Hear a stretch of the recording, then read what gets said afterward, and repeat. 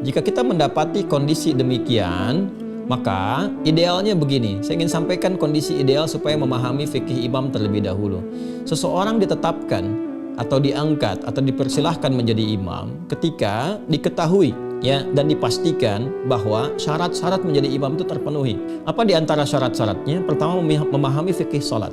Ya, jelas karena imam itu pemimpin dari salat. Kalau nggak paham apa yang dikerjakan, bagaimana bisa memimpin? Ya kan? Itu memahami fikih salat. Yang kedua adalah bagus ya dalam bacaan-bacaan yang dia bacakan. Ya, karena nanti bacaan-bacaan imam itu termasuk yang mengcover bacaan makmum dan gerakan diikuti. Jadi paham tentang fikih salat, bagaimana mengerjakan dari awal sampai akhir karena diikuti imam itu. Yang kedua, bacaannya bisa mewakili makmum. Itu yang tercover dalam hadis Nabi sallallahu alaihi wasallam, "Innama ju'ilal imamu liyutamma bih, fa qira'atul imami qira'atul ma'mum." Ya, adapun imam dijadikan untuk diikuti. Bagaimana kita bisa mengikuti? Kalau imam memahami sehingga benar dari awal sampai akhir.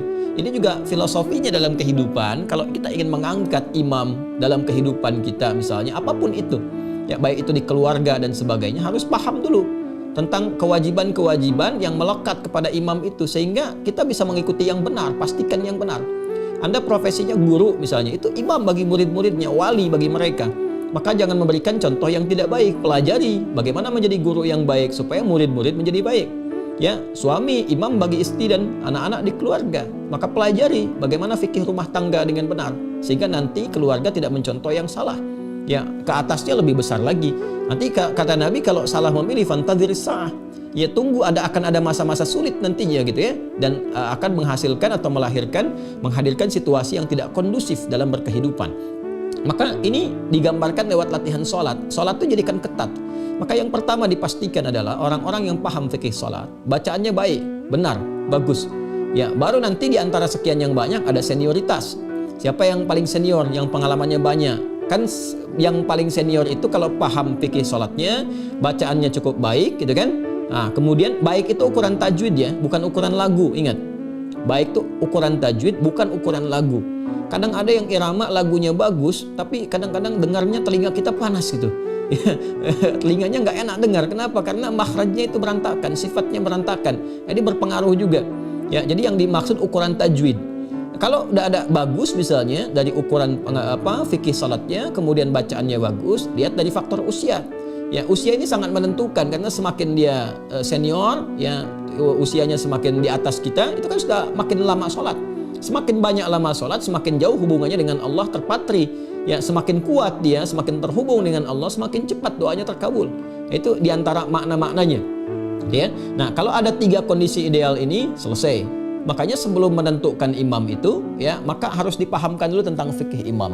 Baik, kalau sekarang kita sudah masuk ke satu lingkungan, ternyata didapati kondisinya seperti itu, bagaimana? Ya, kalau kita merasakan parah ini sifatnya, maka di situ kita diperkenankan untuk mengulang. Bahkan nanti kalau mengetahui benar-benar ada yang keliru, salah makna dan sebagainya, ada kewajiban untuk mengulang. Ya, kondisi-kondisi demikian. Adapun bagi makmum yang tidak tahu, ya sudah berjalan seperti biasa, makmumnya nggak ngerti gitu. Yang tahunya pokoknya ini yang terbaik ya, maka mereka ma'dzur ya, ditoleransi itu karena ketidaktahuannya, rufi'al qalam, ketidaktahuannya. Tapi bagi Anda yang tahu, setelah Anda mengulang salatnya, Anda punya kewajiban untuk memberitahu bagaimana caranya. Kembali ke Quran surah ke-16 ayat 125. Pelajari karakter orangnya. Ya, kadang-kadang kan ada orang yang sudah merasakan dia benar, sudah lama kan, sehingga kalau sesuatu yang sudah mengakar lama itu kadang tidak mudah untuk diluruskan. Maka caranya bagaimana? Ya, caranya Anda bisa mendatangkan orang lain yang lebih fasih, lebih baik dengan mengusulkan. Bukan mengusulkan untuk mengganti.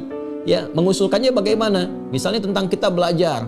Ya, diusulkan oleh Anda bagaimana kalau kita belajar jangan hanya imamnya yang pandai bacaan. Ya, dengan cara yang baik. Kami juga ingin pandai-pandai bacaan supaya bisa jadi imam di rumah dan sebagainya. Anda ngusulkan. Boleh nggak kalau kita ngaji dengan ustadz-ustadz kita mengundang untuk mengajari kami, kalau imam tidak sempat punya waktu semuanya.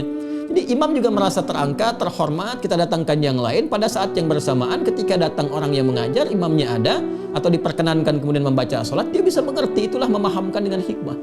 Ya, tidak, dan kita ingat ya, memberitahu orang yang belum tahu itu ya bukan dengan cara yang kontraproduktif. Ya, apa dengan misalnya menghukumi atau mencaci atau misalnya berprasangka negatif, itu jauhi semua itu. Ya, orang belum tahu itu diberitahu.